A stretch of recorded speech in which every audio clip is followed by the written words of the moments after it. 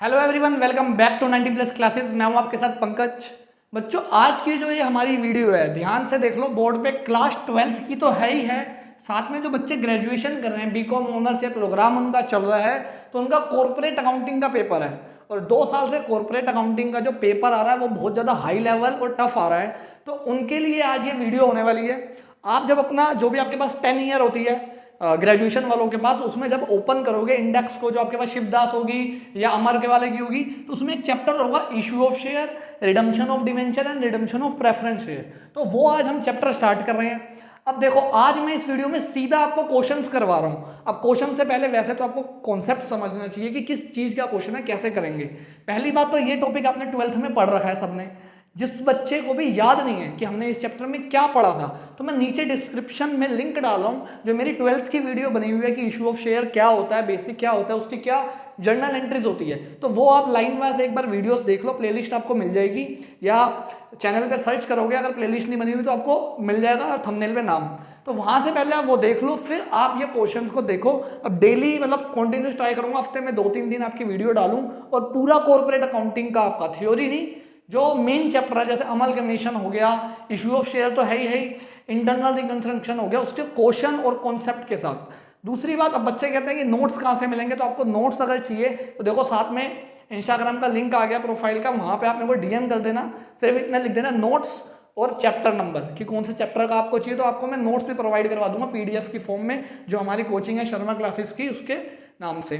तो आज देखो स्टार्ट करते हैं। स्क्रीन पे देखो आपको एक क्वेश्चन आ चुका होगा, इस क्वेश्चन को आप पढ़ लो। ये शिवदास का ही क्वेश्चन है, 1-2 साल पुरानी बुक है, बट क्वेश्चन आपका ऐसा ही आता है पेपर में, और ये इजी चैप्टर है। इसके 15 नंबर पक्के कर लो, क्योंकि पेपर का लेवल बहुत हाई आ रहा है। लास्ट ईयर का पेपर अभी जो हुआ है, जिनका बैक का भी हुआ है, या लास्ट ईयर का पेपर उठा के देख लो, बहुत हाई लेवल पेपर था। देखो क्वेश्चन में क्या बोला, एक्स लिमिटेड है, वो 60,000 शेयर इशू करना चाहते हैं। 60,000 शेयर उन्होंने इन्विटेशन भेजी है। एक शेयर 10 रुपए का है। यहाँ पे मैं लिख देता हूँ छोटा सा आपके लिए, ताकि पता लग जाए आपको। 60,000 शेयर है, 10 रुपए का एक है, लेकिन शेयर प्रीमियम पे जा रहा है, मतलब 2.5 रुपए प्रीमियम पे जा रहा है, तो 12.5 रुपए का शेयर हो गया आपका एक। और अब ये पैसे कैसे पे करने हैं, एक बात तो ये लिखी है क्वेश्चन में, ये प्रीमियम का जो पैसा है ये एप्लीकेशन के साथ है। वैसे मोस्टली अलॉटमेंट के साथ होता है, बट इस क्वेश्चन में एप्लीकेशन के साथ दिया हुआ है। आगे बोला है the amount payable on allotment is 4। Allotment पे जो पैसे पे करने हैं वो 4 पे है, और फर्स्ट कॉल पे भी 4 पे ही है। फर्स्ट एंड फाइनल कॉल एक साथ है। देखो लिखा हुआ है थर्ड लाइन पे, the amount payable on allotment was fixed at 4 per share and equivalent amount या equivalent sum was due on first and final call. जितना अलॉटमेंट का पैसा है उतना ही फर्स्ट एंड फाइनल कॉल का पैसा है, तो दोनों 4-4 हो गया। देखो टोटल शेयर, सबसे बड़ी गलती बच्चे इसी में करते हैं, उनको ये नहीं पता लगता किसका अमाउंट कितना है। टोटल शेयर 10 का था, 4 पे अलॉटमेंट पे चले गए, 4 पे फर्स्ट कॉल पे चले गए, तो एप्लीकेशन का एक्चुअल अमाउंट 2 रुपए है, प्लस 2.5 रुपए प्रीमियम के भी हैं, तो टोटल 4.5 रुपए की एप्लीकेशन के हिसाब से पैसे आने चाहिए। आगे बोला हुआ हमें ये बता रखा है, 3 कैटेगरी दे रखी है, कैटेगरी ए, बी और सी। कैटेगरी ए वालों ने 70,000 शेयर अप्लाइड करे थे, दूसरे वालों ने 35,000 अप्लाइड करे थे, और तीसरे वालों ने 5,000। मतलब जो ए पर्सन है, मान लो पर्सन का नाम मान लो आप कि एक ए पर्सन है, उसने हमें 70,000 शेयर की एप्लीकेशन दे दी थी कि मेरे को 70,000 शेयर खरीदने हैं। बी वाले ने 35 की, सी वाले ने 5 की। अब इसका टोटल करोगे ये तो बहुत ज़्यादा बन गया, 1,10,000 बन गया ये तो। लेकिन हम कितने शेयर इशू कर सकते हैं, सिर्फ 60,000।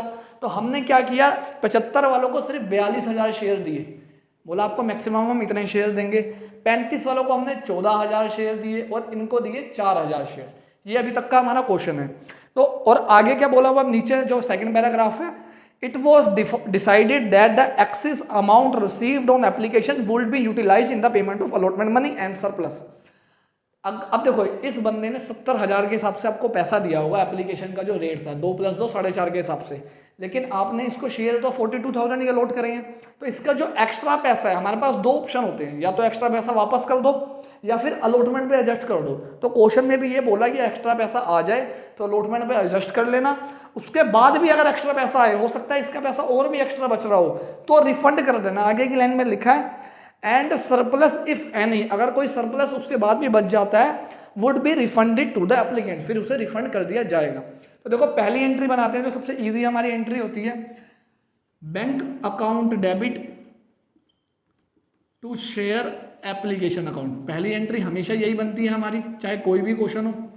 अब इसमें ये बच्चे क्या गलती करते हैं कि अमाउंट और कितने शेयर से मल्टीप्लाई करना है। तो हमारे पास बच्चों टोटल 1,10,000, देखो क्वेश्चंस में जो कैटेगरी दी है इसके नीचे टोटल करके भी दिया हुआ है कि 1,10,000 शेयर की एप्लीकेशन आई है, 4,500 रुपये रेट था, 4,500 रुपये रेट था 1,10,000 के हिसाब से। कैलकुलेटर तो आपको अलाउड ही है, जो ग्रेजुएशन वाले हैं उनको अलाउड है, तो टोटल करोगे तो आएगा 495,000, 4,95,000 रुपये टोटल हमारे पास पैसा आ रखा है।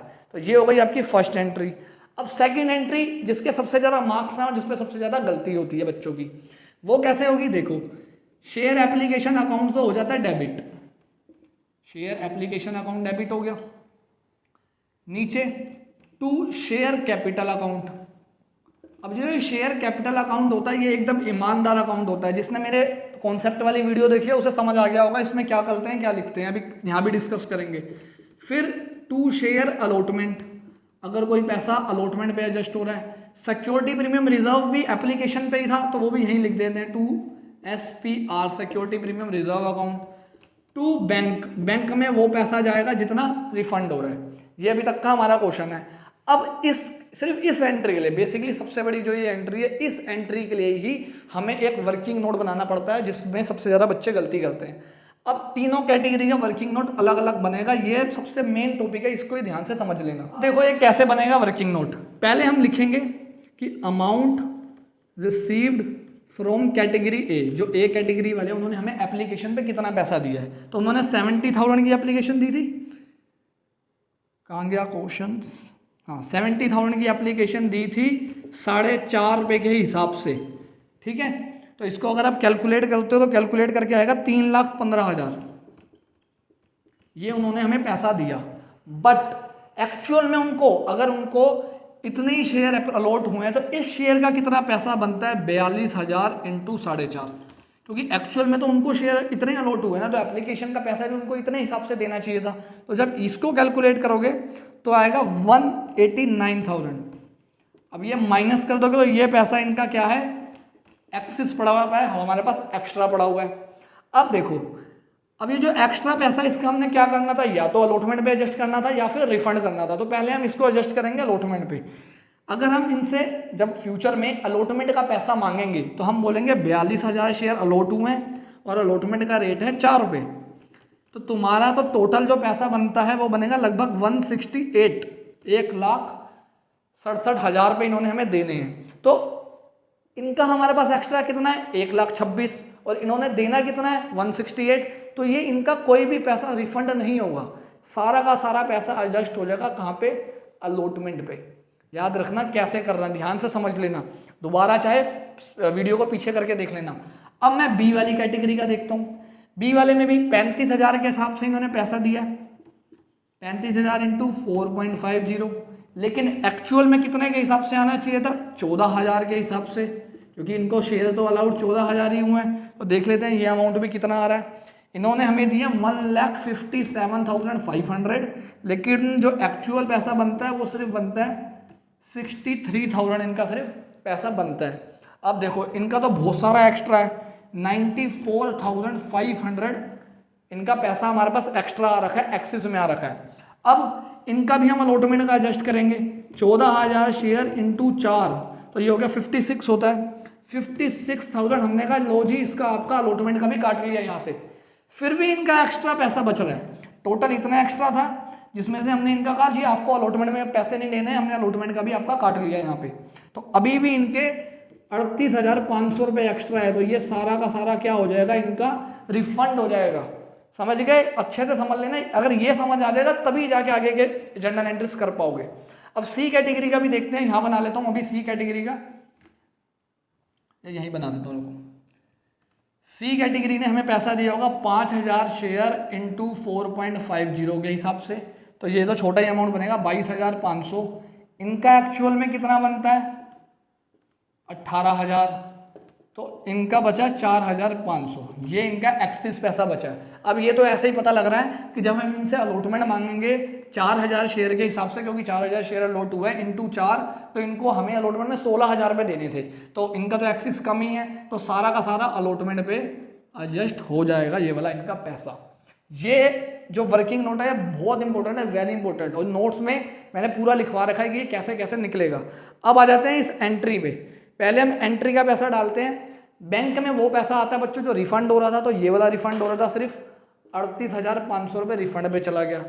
अलॉटमेंट में वो पैसा आएगा जो अलॉटमेंट पे एडजस्ट हो रहा है, ये भी एडजस्ट हो रहा है, ये वाला अमाउंट भी एडजस्ट हो रहा है, और 56,000 ये भी एडजस्ट हो रहा है। तीनों को इसको ऐड करोगे तो ये बनता है आपका 186,500। ये हो गया आपका अलॉटमेंट का भी। अब शेयर कैपिटल, अब शेयर कैपिटल एकदम ईमानदार होता है, इस पे वो ये उतना ही पैसा अपने अकाउंट में ट्रांसफर करता है जितना एक्चुअल में आना चाहिए था। तो एक्चुअल में बच्चों 60,000 शेयर ही कंपनी ने इशू करे थे, और रेट कितना था, 2 रुपये एप्लीकेशन का रेट, तो यहाँ पे आएगा 1,20,000। इसके बाद एसपीआर का अमाउंट लिखेंगे। एसपीआर कितना रुपये का था हमारा, वो भी 2.5 रुपये का था, और 60,000 शेयर के हिसाब से तो ये आएगा 1.5 लाख रुपये। और यहाँ पे हमेशा सेम आता है, जो ये होता है इसमें सेम अमाउंट आता है 4,95,000। इसका टोटल करोगे सबका तो इतना ही बनेगा। ये हो गया अब आपका टोटल अमाउंट जो आएगा एप्लीकेशन की सेकंड एंट्री में। सबसे इंपॉर्टेंट एंट्री यही है। अब देखो मैंने नीचे का हटा दिया, ये जो बनाया हुआ था ABC वाला, क्योंकि जगह थोड़ी अभी कम है, आगे से मैं ये हटा दिया करूँगा ताकि जगह पूरी प्रॉपर बन जाए। अब तीसरी एंट्री बनाते हैं जो कि अलॉटमेंट की होती है। अब अलॉटमेंट की क्या एंट्री बनती है, share allotment account debit to bank account, to share capital account. ये एंट्री आपकी बननी चाहिए पहले, ठीक है। सिर्फ एप्लीकेशन में बैंक वाली एंट्री बाद में बनती है, बाकी सब में बैंक वाली एंट्री एप्लीकेशन में पहले बनती है, बाकी सब में बाद में बनती है। अब देखो अलॉटमेंट में इस एंट्री में वो अमाउंट डालते हैं जो एक्चुअल में मिलना चाहिए था। 60,000 शेयर अलॉट हुए हैं, 4 रुपये रेट है, तो 2,40,000 इतना अमाउंट एक्चुअल में हमें अलॉटमेंट में आना चाहिए था। लेकिन एक प्रॉब्लम हो गई है, क्वेश्चन को पढ़ो। क्वेश्चन में एक पर्सन दे रखा है अमर नाम से ही, जो नीचे वाला पैराग्राफ है उसमें थर्ड केस है, थर्ड लाइन है, Amar who belonged to category A, जो इस कैटेगरी में था, ए वाली जो हमारी ये कैटेगरी थी, जिनको 40,000 की जगह 70,000 की जगह 42,000 शेयर मिले थे, इस कैटेगरी से वो बिलोंग करता है। उसने 100 शेयर के लिए अप्लाइड किया था, मतलब उसने 100 शेयर की एप्लीकेशन दी थी, उसने डिफ़ॉल्ट कर दिया, अलॉटमेंट और कॉल का पैसा उसने नहीं दिया। तो अब हमें ये भी कैलकुलेट करना पड़ता है कि अलॉटमेंट में कितना पैसा हमारे पास आएगा। तो इसके लिए भी एक वर्किंग नोट बनेगा। देखो वो वर्किंग नोट कैसे बनेगा, पहले हमें ये निकालना पड़ेगा कि हमने कंपनी ने अलॉटमेंट जो अमर है उसे कितने शेयर अलॉट करे हैं। अप्लाइड तो उसने करे थे 100, हमें अप्लाइड पता है और अलॉटमेंट वाले नहीं पता। तो ध्यान से सुनना कैसे करेंगे। जो चीज़ हमें गिवन होती है, हमें उसका अप्लाइड गिवन है और वो जिस कैटेगरी से बिलोंग करता है, तो जो उस कैटेगरी का अप्लाइड होता है वो आएगा नीचे आएगा 70,000, और जितने शेयर उस कैटेगरी को अलॉट हुए हैं वो आएगा ऊपर, और मल्टीप्लाई कर देंगे 100 से, जितने शेयर उसको अप्लाइड हुए थे। याद रखना जो चीज़ क्वेश्चन में गिवन है वो नीचे आएगी। अप्लाइड गिवन है तो अप्लाइड नीचे आया कैटेगरी का, अगर अलॉटेड गिवन होता तो अलॉटेड नीचे आता। याद रखना ये फॉर्मूले में लिखा हुआ है मैंने। जब आप इसको कैलकुलेट करोगे तो ये आएगा 60 शेयर्स, उसको 60 शेयर अलॉट हुए थे। अब ध्यान से समझो, जो अमर है उसने हमें पैसा दिया होगा 100 रुपये के हिसाब से, क्योंकि उसने उसको 100 रुपये अप्लाइड हुए थे, तो 100 इंटू 4.50 करते हो तो 450 रुपये बनते हैं जो उसने हमें दिए थे। लेकिन एक्चुअल में उसके एप्लीकेशन के बनने चाहिए थे 270 रुपये, क्योंकि उसको अलॉट तो 60 शेयर ही हुए हैं, तो कायदे से उसके 60 शेयर के एप्लीकेशन के पैसे आना चाहिए। तो ये हो गया 180 रुपये जो उसने हमें एक्स्ट्रा पहले से ही दे रखा था। अब जब अलॉटमेंट की बारी आई होगी तो हमने उसको बोला होगा कि भाई तेरे को 60 शेयर अलॉट हुए थे, 4 रुपये अलॉटमेंट का रेट है, 240 रुपये दे। तो वो क्या बोलेगा कि भाई 240 किस बात के दूँ, 180 तो मैंने पहले ही दे रखे हैं, तो और 60 रुपये मेरे पास नहीं है, मैं नहीं दे रहा, तो ये उसने पे नहीं करे। ये हमें निकालना पड़ता है, बहुत इंपॉर्टेंट है। वर्किंग नोट नंबर 2 बनेगा आपका ये। एक वर्किंग नोट वो बना जो कैटेगरी 1, 2, 3 करा था, एक वर्किंग नोट ये बना, ऐसे 3 से 4 वर्किंग नोट बनते हैं। अब ध्यान से सुनो, अलॉटमेंट में कितना पैसा आना चाहिए था, 2,40,000। 2,40,000 में से 1,86,500 1,68,500 तो आपको ऑलरेडी पहले ही मिल चुका है। एप्लीकेशन पे एडजस्ट हो गया, वो दोबारा नहीं मिलेगा। प्लस ये भाई साहब ने 60 रुपये नहीं दिए तो ये भी कट गए, तो जितना पैसा मिला है वो लिखेंगे bank account debit to share allotment में। जब आप इसको कैलकुलेट करते हो तो ये आपका आएगा 53,440।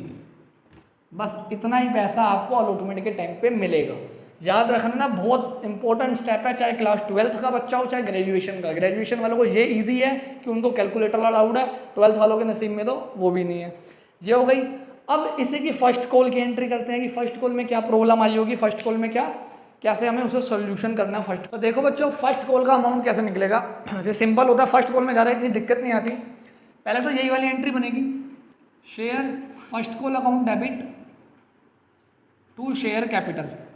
इसमें वो अमाउंट आएगा जो एक्चुअल में फर्स्ट कॉल पे आना चाहिए था। तो 60,000 शेयर अलॉट हुए थे और रेट भी 4 था, तो इसमें भी 2,40,000 अमाउंट आना चाहिए था हमारा। लेकिन एक्चुअल में कितना मिला है, देखो bank account debit to share first call, entry तो आपकी यही बननी है। ध्यान से सुनना, 2,40,000 में से टोटल 60,000 शेयर थे। सिंपल तरीका सिखाता हूँ आपको। 60,000 शेयर थे, जो अमर था उसने पैसे नहीं दिए, उसको 60 शेयर अलॉट हुए थे, तो अमर के शेयर हटा दो क्योंकि अमर ने पैसा नहीं दिया होगा। फिर देखो क्वेश्चन में बोल रखा कि जो दीप था, आगे अमर के आगे एक पर्सन था दीप, जो सी कैटेगरी से बिलोंग करता था, उसको 800 शेयर अलॉट हुए थे। अब हमें अलॉटमेंट ही चाहिए होता है, अलॉटमेंट ही दे रखा है इसने। उसने कॉल मनी नहीं दिया, तो 800 शेयर वो भी हटा दो कि उन्होंने भी पैसा नहीं दिया। तो कितने लोगों का, कितने शेयर का हमारे पास पैसा आ गया, 59,140। इतने ही शेयर ने सिर्फ हमें पैसा दिया होगा। और 4 रुपये के हिसाब से कैलकुलेट कर लोगे तो ये आएगा 2,36,560। इतना पैसा हमारे पास आया होगा। फर्स्ट कॉल में इतनी दिक्कत नहीं आती, सबसे ज़्यादा प्रॉब्लम आती है अलॉटमेंट वाले केस में, क्योंकि अलॉटमेंट में वो अप्लाइड वाला भी अप्लाइड हो रहा था कि लगाना पड़ेगा फॉर्मूले को। फर्स्ट कॉल भी हो गया। अब देखो क्वेश्चन में आगे क्या बोला था कि शेयर को फॉरफिट कैसे किया। Their share were forfeited after the call. उनके दोनों के शेयर फॉरफिट कर लिए गए। फॉरफिट का मतलब पता ही है आपको, जब्त कर लेना शेयर। अब फॉरफिट की एंट्री में आते हैं कि फॉरफिट की क्या एंट्री बनेगी, तो इसको हटा देता हूं मैं। साथ साथ ये वीडियो रोक के लिखते रहना, वरना आपको जब तक पुरानी एंट्री नहीं पता होगी कि कितना अमाउंट फॉरफिट हुआ था तो बहुत ज़्यादा प्रॉब्लम होगी। अब देखो फॉरफिट की एंट्री बनाते हैं। तो फॉरफिट की entry, share capital account debit,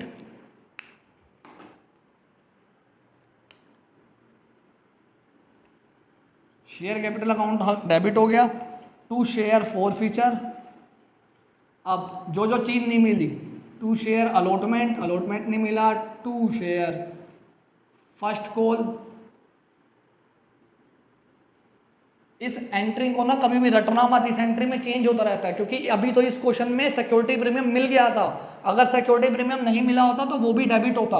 करेंगे ऐसा क्वेश्चन भी एक 12th की बुक से उठा के। अब देखो कितने शेयर टोटल फॉरफिट हुए, 60 अमर के और 800 दीप के। तो मैंने क्या बताया था, शेयर कैपिटल अकाउंट वाला बिल्कुल जो अकाउंट होता है वो बिल्कुल ईमानदार अकाउंट होता है। वो अपने अकाउंट में वही पैसा ट्रांसफर करता है जितना एक्चुअल में बनता है। तो 860 शेयर और पूरे के पूरे 10 रुपये हमने इनसे मांग लिए थे। एप्लीकेशन में मांग लिया, अलॉटमेंट में मांग लिया, फर्स्ट कॉल में मांग लिया। तो मल्टीप्लाई करा दो, 8600 टोटल पैसा हमारे पास आना चाहिए था। यहाँ पे पहले तो सिंपल चीज़ें बताता हूँ। यहाँ पे वो आएगा जो अलॉटमेंट का नहीं मिला, 60 रुपये। ये आपने वर्किंग नोट में बना लिया था, इसलिए वर्किंग नोट बनाना जरूरी है। फर्स्ट कॉल पे कितना पैसा नहीं मिला, 3440। अब ये कहाँ से आया, इसमें बच्चे गड़बड़ करते हैं। अभी ये दिखाता हूँ ये भी कैसे निकलेगा।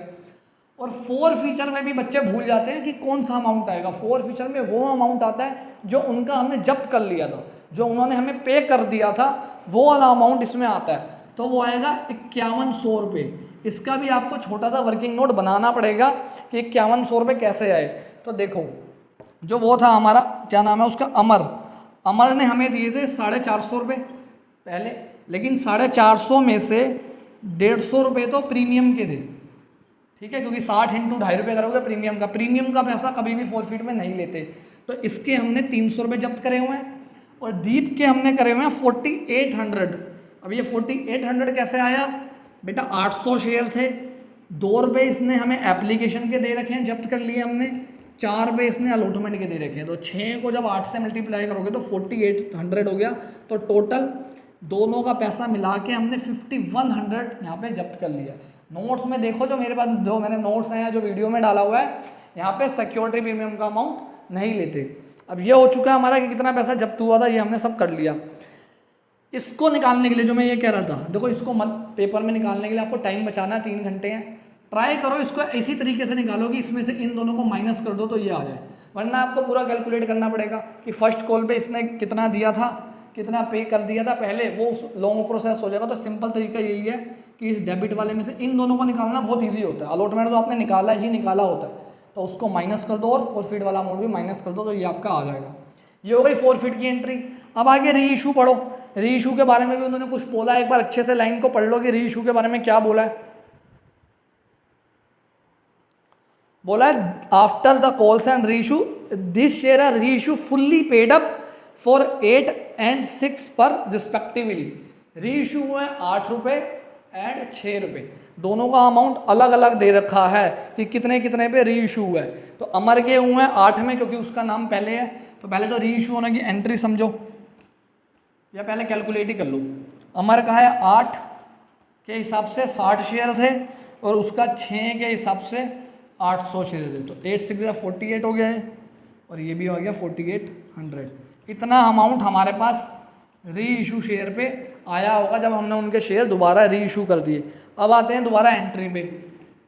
Bank account debit, share forfeit account debit to equity share capital. Equity है तो इक्विटी लगा दो, नहीं है तो मत लगाओ, हमने ऊपर नहीं लगाया था। अब बैंक का अमाउंट हमने निकाल लिया 5280। इक्विटी शेयर कैपिटल में क्या आता है, ईमानदार होता है, तो 8 कितने शेयर थे 8600, मतलब 860 शेयर थे, 10 रुपये का टोटल पैसा था, तो 8600 यहाँ पे आ गया। इसमें क्या आएगा ध्यान से सुन लेना कि शेयर फॉरफिट जो है डेबिट होता है, इसमें क्या आता है, इसमें बच्चों वो अमाउंट आता है जितना हमने उनको डिस्काउंट दे दिया 8। अब देखो ये कैसे आया, जो ये 3320 रुपये आ रहा है, ये कैसे निकल के आया, ध्यान से समझना। जो अमर के शेयर थे 60 रुपये, जो 60 शेयर थे 10 रुपये का शेयर था, लेकिन हमने बोला है कि 8 में बेच रहे हैं, तो 2 रुपये का इसको डिस्काउंट दे दिया हमने। 800 शेयर थे दीप के, वो भी 10 के थे, वो हमने 6 में दिए, तो 4 रुपये इसको डिस्काउंट दे दिया। तो जब इसको मल्टीप्लाई करोगे 120 रुपये इसको डिस्काउंट दिया है और 3200 रुपये इसको डिस्काउंट दिया है, 800 × 4, तो दोनों को ऐड करोगे तो 3320 रुपये आ गया। अब लास्ट एंट्री जो होती है कैपिटल रिजर्व में ट्रांसफ़र करने की, share forfeit account debit to capital reserve. अब इस एंट्री को भी निकालने का बहुत बड़ा पंगा होता है, वो पंगा इस क्वेश्चन में नहीं है, दूसरे क्वेश्चन करेंगे तो देखेंगे। इस एंट्री में तो सिंपल तरीके से निकलेगा, जितना अमाउंट फॉरफिट किया था इस एंट्री में और जितना उनको डिस्काउंट दिया है उसको आपस में माइनस कर दो, आंसर आ जाएगा तो 1780। ये आपका कैपिटल रिजर्व में जाएगा। वेरी वेरी इंपॉर्टेंट एंट्री है ये, क्योंकि अभी तो ये क्वेश्चन में ऐसे ही निकल गया, आगे जाके इसका भी वर्किंग नोट बनेगा, ये एक फॉर्मूला है। अगर ऐसा होता ना कि दीप के 800 में से 500 शेयर ही री इशू होते तो वो फॉर्मूला लगता, वो करेंगे अगली क्लास में। ये था एक आपका पूरा क्वेश्चन, अभी थोड़ा बोर्ड छोटा पड़ गया, अगली बार पूरे तरीके से कराऊंगा ताकि एक ही बार में सारी एंट्री हो जाए, थोड़ा छोटा छोटा लिख के। तो मिलते हैं बच्चों नेक्स्ट वीडियो में। शेयर करो ये ज़्यादा से ज़्यादा, अपने जो 12th वाले हैं उनको भी शेयर करो, ग्रेजुएशन वाले, CA वाले, सब में यही लगता है आपका, सब में सेम फॉर्मेट है, सब में सेम एंट्री आपकी एप्लीकेबल होने वाली है। ग्रेजुएशन वालों के ज़्यादा वीडियो आएंगे क्योंकि उनके पेपर अभी है। शिवदास के ट्राई करूँगा आपके सारे के सारे जो चैप्टर्स हैं या क्वेश्चंस हैं वो करवाऊँ जितने ज़्यादा हो सके। तो मिलते हैं बच्चों नेक्स्ट वीडियो में। Thank you everyone.